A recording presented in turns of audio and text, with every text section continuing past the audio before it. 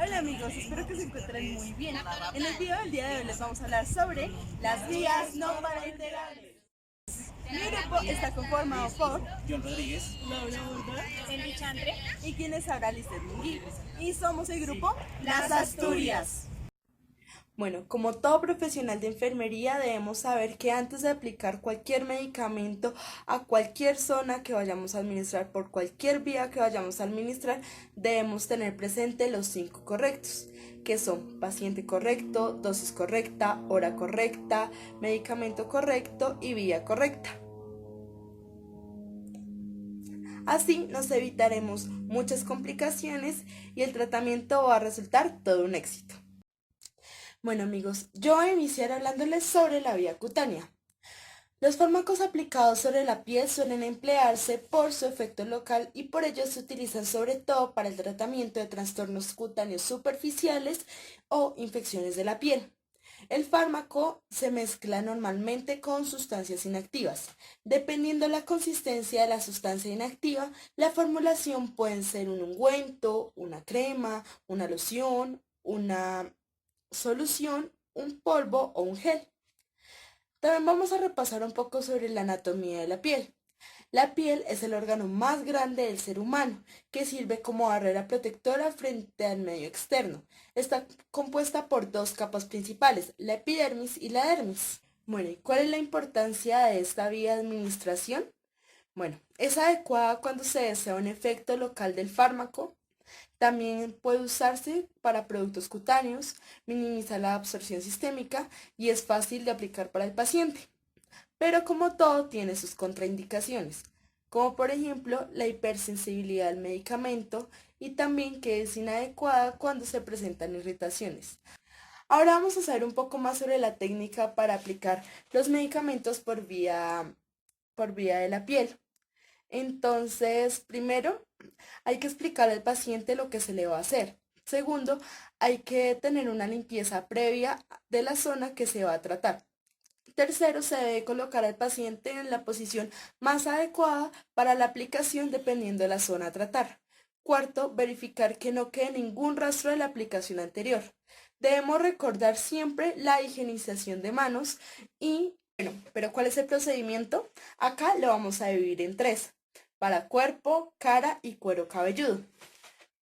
Debemos aplicar la medicación en la zona indicada, comenzando siempre por la parte central y extendiendo el medicamento hacia los lados y hacia abajo, hasta que absorba. Luego debemos eliminar con una gasa los excesos de medicación que puedan quedar.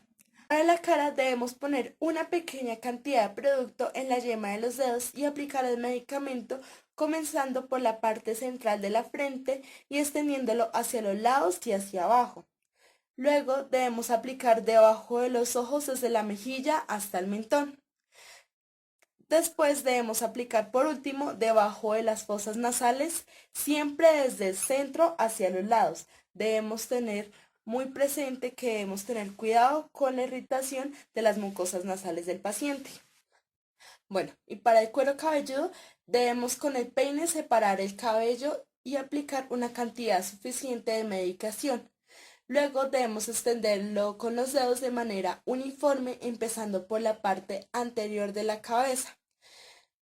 Después debemos realizar el procedimiento cada 1,5 o 2 centímetros de cada vez que se aplica. Bueno, como cuidados de enfermería debemos vigilar la aparición de posibles alergias o reacciones adversas al medicamento. Debemos evitar en todo momento que la medicación entre en contacto con los ojos o mucosas. En caso de que llegue a suceder de que entre en contacto con los ojos o mucosas, debemos lavar abundantemente con suero fisiológico en los ojos y agua en la boca. Por último, no debemos olvidar la firma en la hoja de tratamiento y anotar en observaciones de enfermería alguna posible incidencia. Bueno, pues yo les voy a hablar de la vía de administración oral. Primero es importante identificar su anatomía. La boca está ubicada en la parte inferior de la cara y se abre un espacio previo a la laringe llamada cavidad oral o cavidad bucal. La boca está cubierta por un labio superior y un labio inferior. Dentro de la cavidad bucal se encuentran los 32 dientes, que pueden ser incisivos, colmillos y la lengua. A continuación procederé a definir qué es la vía de administración oral. Es el procedimiento mediante el cual se suministra por vía bucal medicamentos que tengan acción local o general, como lo son las tabletas, las cápsulas, los jarabes, entre otros. Como contraindicaciones tiene las lesiones bucofaríngeas, los estados de conciencia, la imposibilidad de la deglución, los problemas gastrointestinales como lo son la gastritis y la enterocolitis, entre otros. Ahora les voy a hablar del procedimiento que se debe seguir. El primer paso es realizar el lavado de manos. Este tiene que ser un lavado de manos médico. El segundo paso es explicar al paciente el procedimiento que se le va a realizar y solicitar su consentimiento. El tercer paso es colocar al paciente en una posición Fowler o semi-Fowler. El cuarto paso es verificar la zona de administración, en este caso es vía oral. El quinto paso es ofrecer a la persona agua o zumo de frutas que no sean cítricas. Como sexto paso es permanecer al lado del paciente hasta que éste ingiera la medicación. Esto se hace con el fin de evitar eventualidades como lo son que se le caiga la medicación o un atragantamiento. Y ya por último es realizar el registro del medicamento. Como cuidados de enfermería, se debe valorar el estado de conciencia y el reflejo de deglución del paciente. Se debe verificar que no tenga obstrucciones por vía aérea, verificar que no tenga lesiones a nivel bucal. Ahora les procederé a hablar sobre la vía de administración nasal. Este es el procedimiento mediante el cual se suministran medicamentos por la nariz. Es muy importante conocer la anatomía. La nariz es un órgano situado en la porción central de la cara. Consta de dos porciones, la pirámide nasal y la cavidad nasal. Esta es una región altamente vascularizada, por lo que la absorción de los medicamentos será más rápida y de forma sistémica. Está inervado por el nervio oftálmico, por el nervio maxilar y por el nervio etmoidal anterior. Para realizar el procedimiento correctamente, el primer paso es realizar un lavado de manos clínico. El segundo paso es la implementación del uso de guantes. El tercer paso es explicar al paciente el procedimiento que se le va a realizar y solicitar su consentimiento. El cuarto paso es indicarle al paciente que se suene para limpiar así las fosas nasales. El quinto paso es colocar al paciente en una posición semi-Fowler, ya que esto permite que él pueda inclinar la cabeza hacia atrás. El sexto paso es la extracción de la medicación con el cuentagotas. Cabe resaltar que cuantas menos veces se introduzca el cuentagotas en el frasco, más se disminuye el riesgo de contaminación. El séptimo paso es abrir los orificios nasales del paciente. Para esto se debe usar el dedo pulgar y se debe presionar con suavidad sobre la punta de la nariz, mientras apoya el resto de la mano en la frente del paciente. El octavo paso es introducir el cuentagotas aproximadamente 1 centímetro del orificio nasal. Hay que procurar que no entre en contacto con la mucosa. Los cuidados de enfermería son verificar que no exista una obstrucción de vías aéreas, verificar que no existan lesiones en la mucosa de la nariz y no administrar el medicamento en caso de que se presente epíxtasis. Las contraindicaciones para esta vía de administración son el deterioro de la mucosa de la nariz y alergias al medicamento. Para seguir con el tema de las vías enterales tenemos la sonda nasogástrica. Es un tubo de silicona el cual va directamente por una de las fosas nasales para administración de medicamentos para drenaje o vaciamiento de estomacal, o simplemente cuando el paciente no deglute por sí solo, se pasa este tipo de dispositivo invasivo para que el paciente tenga una comodidad y no estar con la con la obstrucción de que no puede glutir las pastillas o algún tipo de medicamento, ya sea suspensión o sea tableta. Así por este medio se puede administrar el medicamento al paciente. Es un procedimiento invasivo, el cual va directamente a la primera parte del estómago, a cual ahí va a llegar y se va a depositar este tipo de medicamentos y va a ser de absorción inmediata, ya que llega directamente al estómago. El estómago lo que hace es absorción y libera su principio activo para que el cuerpo así lo asimile y lo genere. Otra de las indicaciones de las sondas nasogástricas para pacientes con estado de conciencia que no estén ubicados en persona, que no deglutan, que estén en un estado de estupor, pacientes que alguna complicación al momento de comer o deglutir tengan problemas con eso. También una de las indicaciones de este tipo de sondas es también para procedimientos o para administrar algún tipo de medicamento, ya que el paciente no se lo pueda deglutir por sí mismo.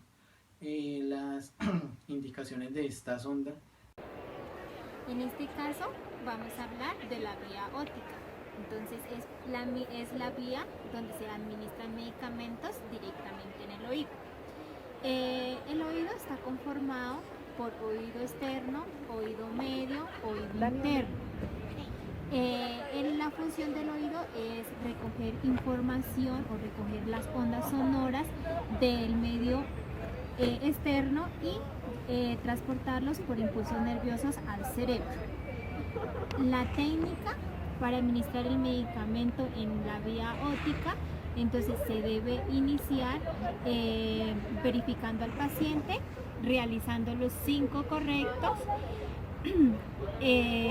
hacerse el lavado de manos, alistar el equipo para el procedimiento y posteriormente explicarle el procedimiento al paciente, pedirle que incline la cabeza hacia un lado y luego se coge el pabellón auricular, se lleva hacia atrás y hacia arriba y se introduce el medicamento, o bueno, se introducen las gotas necesarias, no directamente en el oído, sino por las paredes del oído.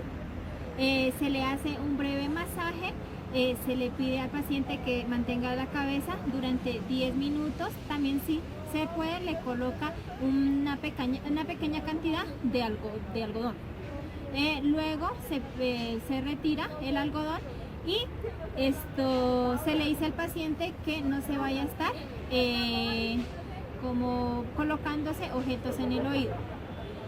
También es importante antes de igualmente preguntarle si es alérgico a algún medicamento, y no se puede administrar medicamentos si tiene una obstrucción timpánica. A continuación les voy a hablar sobre la vía intratecal. Se dice que se describe el espacio lleno de líquidos entre las capas delgadas de los tejidos que cubre todo lo que es el cerebro y la médula espinal. Se dice que también se puede inyectar el medicamento directamente al líquido cefalorraquídeo por medio de una punción lumbar para así ejercer el efecto local sobre la médula espinal y los meninges. Esta vía intratecal se emplea mucho para efectuar lo que son la anestesia local, anestesia raquídea y para introducir drogas que no pasan fácilmente desde la sangre al líquido cefalorraquídeo y que estos medicamentos deben actuar directamente a los meninges. La administración intratecal permite altas concentraciones locales de fármacos que no se logran por otras vías. Por ejemplo, en algunas infecciones del sistema nervioso central que padecen algunos niños, se puede ampliar lo que son los aminoglócidos por esta vía. Se dice que una de las ventajas de esta vía puede ser que consiste en la posibilidad de actuar de forma eficiente sobre los meninges y las raíces raquídeas. Y una desventaja se dice que es una técnica muy difícil de hacer y que hay una posibilidad de que pueda ocurrir, digamos, algunos efectos adversos como las infecciones, las hemorragias o parálisis.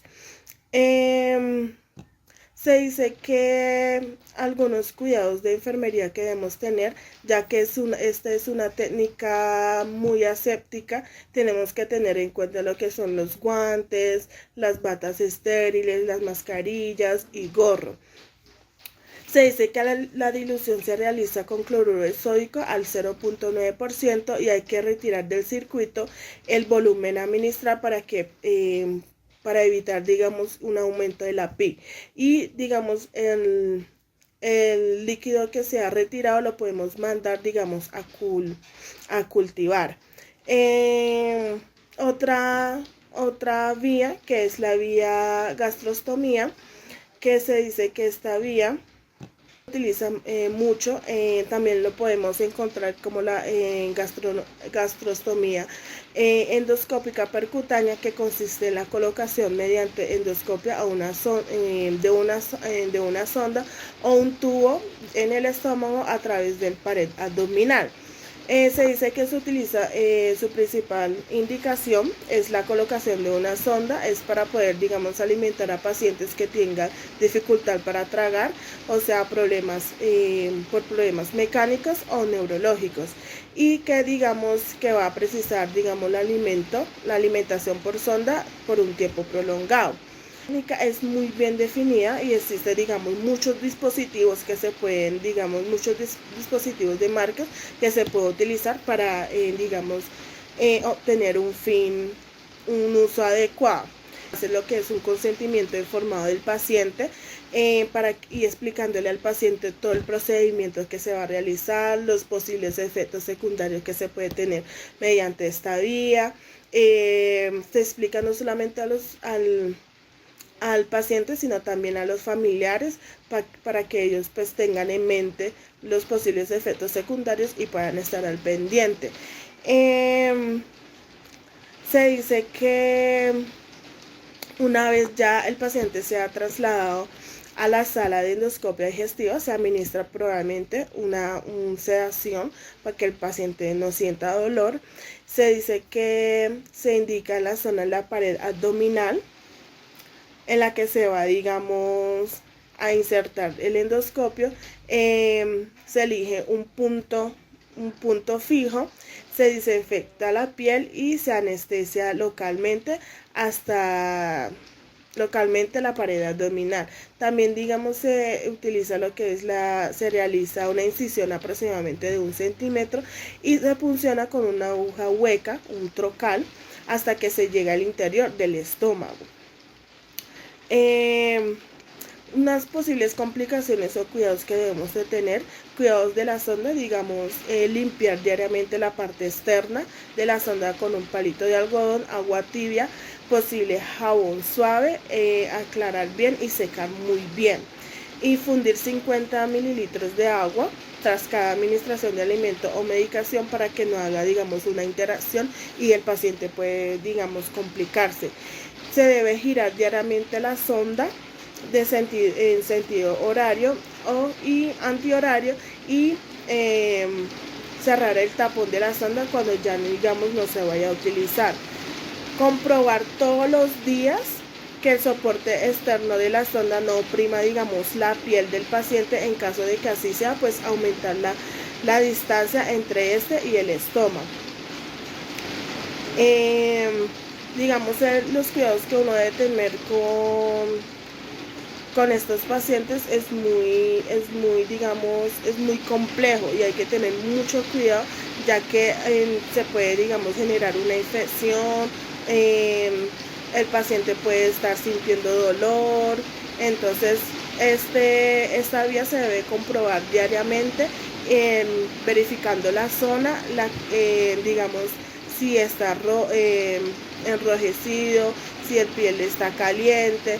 Entonces hay que tener esos cuidados en mente. Como enfermera es muy importante saber los cuidados que uno tiene que tener con estas dos vías, que son muy, digamos, la primera vía, que es la vía intratetal, es muy complicada y hay que tener mucho cuidado, ya que puede generar en los pacientes una parálisis o una infección. Entonces, muchas gracias y espero pues que les haya gustado esta mini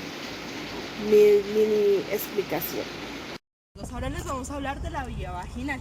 No muchos saben que algunos medicamentos pueden administrarse a las mujeres por vía vaginal en forma de solución, comprimidos, crema, gel, supositorios o anillos.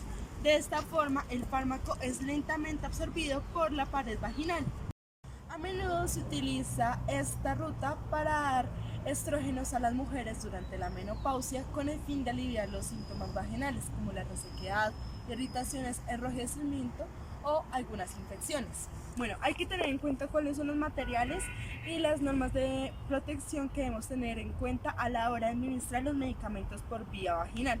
Primero tenemos que tener guantes listos, gasas, el medicamento, toallas, compresas ginecológicas, el aplicador y esponjas jabonosas.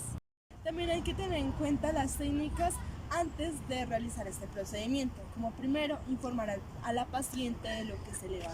Se le pide a la paciente que orine y a continuación lavar bien la zona perineal para retirar bien todo esto y el resto de secreciones y medicación anterior. Si la paciente no puede hacer esto por sí sola, el profesional de enfermería acompañado del auxiliar debe hacerlo en la cama a la paciente en posición ginecológica. Una vez realizado el aseo, se dejará a la paciente en posición ginecológica o en decúbito lateral con las piernas juntas y flexionadas las rodillas, en posición también de Sims. Cuarto, también debemos cuidar la intimidad de la paciente. Bueno, ahora debemos tener en cuenta la técnica para la administración del medicamento por vía vaginal. Primero debemos tener la higiene de manos, es decir, el lavado de manos médico. Segundo, debemos cargar el aplicador con la medicación que se le administrará a la paciente. Tercero, debemos ponernos los guantes. Cuarto, debemos examinar el perineo de la paciente en busca de alguna lesión o reacción local. También, quinto, debemos separar los labios mayores. Sexto, debemos introducir suavemente el aplicador en la vagina, regulándolo levemente hacia el sacro. Luego debemos empujar el émbolo para instalar la medicación. Séptimo, debemos retirar el aplicador y por último debemos colocar una compresa ginecológica. No nos debemos olvidar de firmar el registro de la administración del medicamento y también de anotar en observaciones de enfermería cualquier incidencia que pueda surgir durante el tratamiento. ¿Qué cuidados de enfermería debemos seguir? Bueno, primero debemos indicar a la paciente que permanezca en reposo al menos media hora. Segundo, también el tratamiento no debe interrumpirse ni siquiera durante la menstruación. También debemos recomendarle e indicarle a la paciente no tener relaciones sexuales durante el tratamiento. Y también debemos realizar los 5 correctos. ¿Cuál es la importancia de esta vía vaginal? Bueno, la vía vaginal depende de la liberación continua de medicamentos, que conlleva a una menor incidencia de efectos secundarios, incrementando la aceptabilidad y el cumplimiento del tratamiento. También la vía vaginal evita que el fármaco pase por el estómago, lo que permite que el medicamento no se vea comprometido por vómitos o diarreas que pueda presentar la paciente. Ahora, como contraindicaciones, tenemos la hipersensibilidad al medicamento. Esto sería todo de la vía vaginal.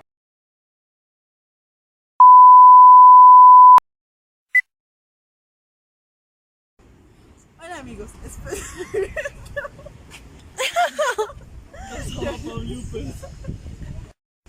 Hola amigos, espero que... No, pero con ánimo, Hola amigos, espero que se encuentren. Estamos conformados por... John Rodríguez. Hola amigos, espero que estén muy bien el día de hoy.